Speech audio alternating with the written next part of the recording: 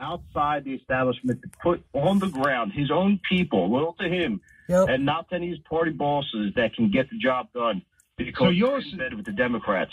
So you're saying, Jim, that in Pennsylvania, Republican Party officials are in fact opposed to the president and his agenda. Is that correct? Yep. Well, it's a complicated web of very long-term deal-making with Democratic leaders, whether it's by virtue of what they owe, that they're on the payroll for the Democrats, different favors that need to happen or have been had. There is a very big problem in Pennsylvania, and the president's people need to come. I've been involved for over 20 years in the southeast region of PA, and they're completely in bed with the Democrat machinery, and they're making a lot of money, a lot of deals, and a lot of contracts. I would not trust any of the yes men that tell you that they have PA under control. The president needs his own forces in places like this, and I'm sure across the country where we have this machinery. Well, thanks for your call, Jim. That's actually what happened, though, in 2016, and I think to a certain extent what happened in the midterms. Basically, the president functions as a kind of independent. He's a bit like like the fella who just stepped down in Maine, who is an independent governor, and you've got Democrats and Republicans in your legislature. Who don't particularly, neither of whom you get on with particularly. Yep, and it's happening in every state. Democrats have these rhinos under control with money, gifts, bribery. Our system of government that our president walked into is probably one of the most corrupt governments in the world.